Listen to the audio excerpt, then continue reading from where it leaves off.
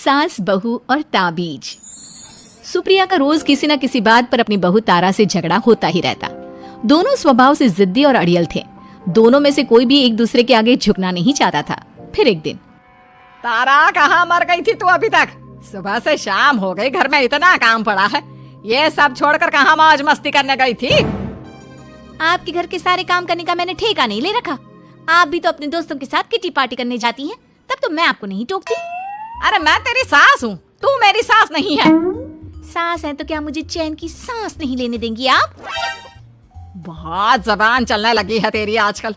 आने दे मेरे बेटे को घर पर, फिर देख तेरी कैसे क्लास लगवाती हूँ। आपके पास और काम ही क्या है? बाहर पड़ोसियों से मेरी बुराई करना और घर में पति से। हाँ तो अब तेरा काम भी तो ऐसे ही होते हैं ना। तारीफ के लायक कोई भी काम किया है तूने आज तक? बस जुबान चलवा लो, कैंची से भी तेज चलती रहती है।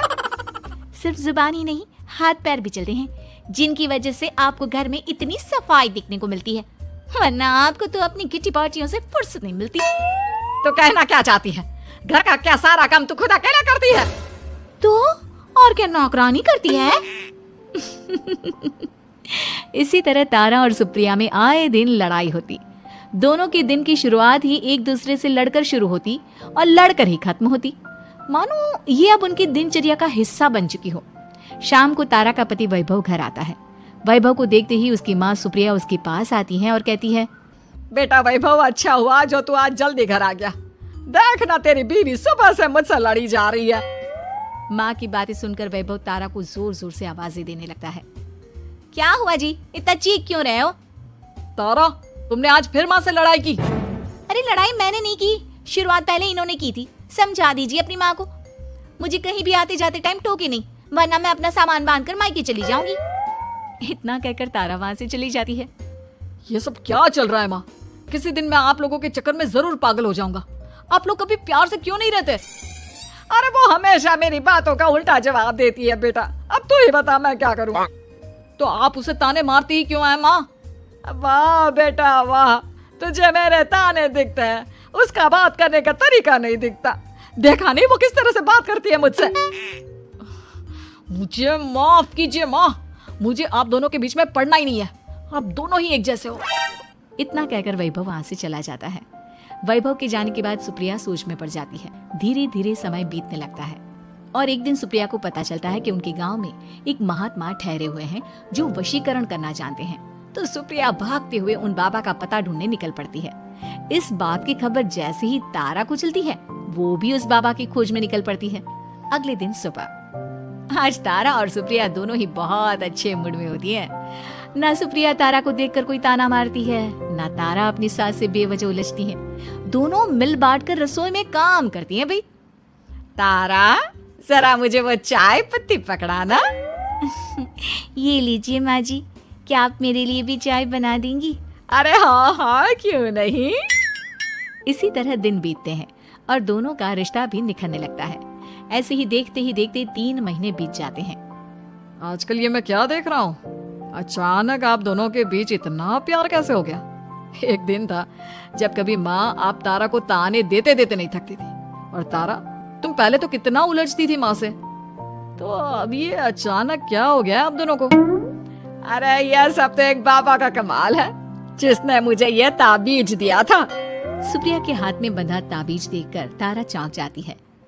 ये ताबीज तो उस बाबा ने मुझे भी दिया था, आपको अपने वश में करने के लिए। इसका मतलब तू भी उस बाबा से मिलने गई थी? आपकी हरकतों की वजह से ही मुझे जाना पड़ा था। ये सब क्या चल रहा है? मुझे तो आप लोगों की कोई भी बात समझ में नहीं आ रही। सुप्रिया वैभव को सारी बात बताते हुए कहती है।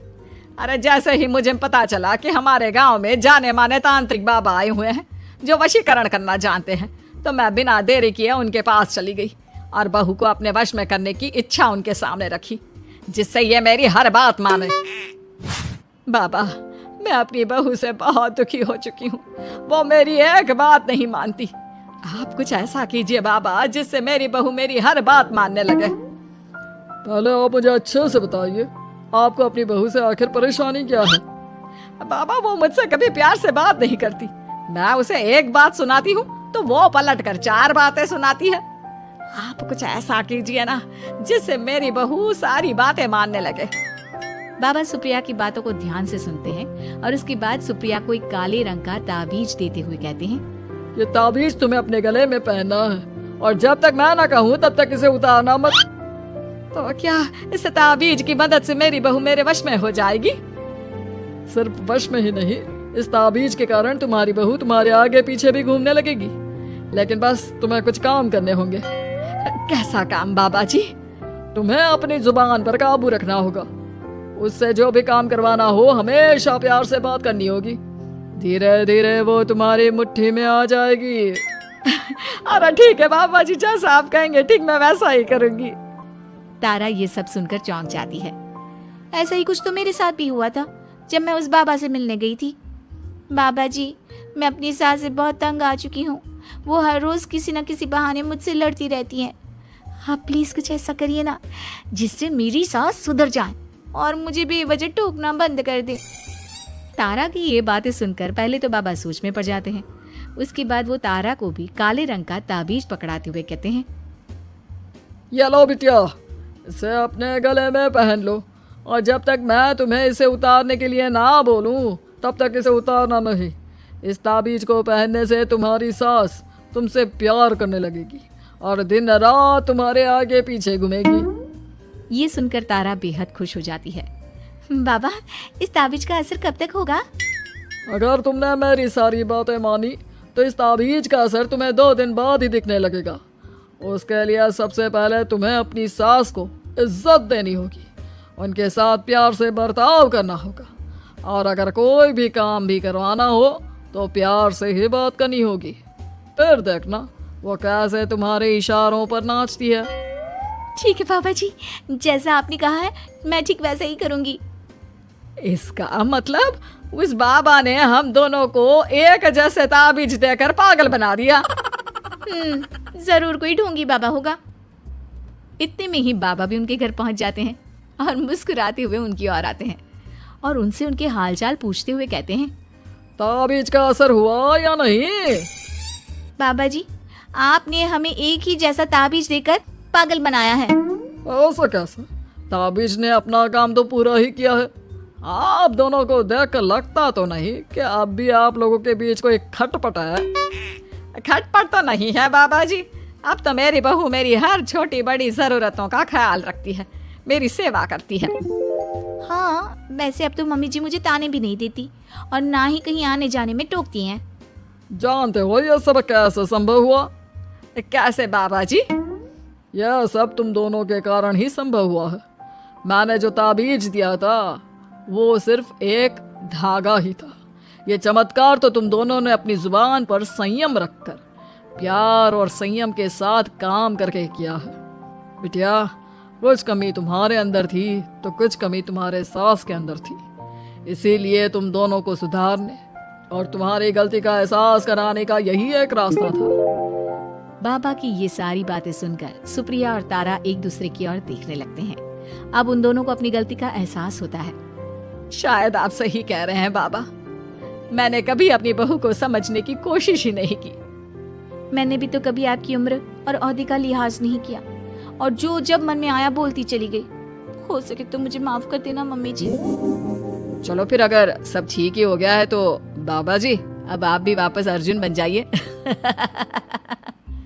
वैभव की बात पर बाबा अपनी नकली दाढ़ी हटाते हैं तो उसे देखकर सास बहू हैरान रह जाती हैं। अरे अर्जुन भैया, आप? हाँ भाभी, आप दोनों के रोज रोज वाले झगड़ों से परेशान होकर एक दिन मेरे इस दोस्त ने एक प्लान बनाया और मेरी मदद मांगी, तो मैं इनकार कैसे कर सकता था। और देखिए आज उसका नतीजा हम सबके सामने है। सब जोर जोर से हंसने लगते हैं।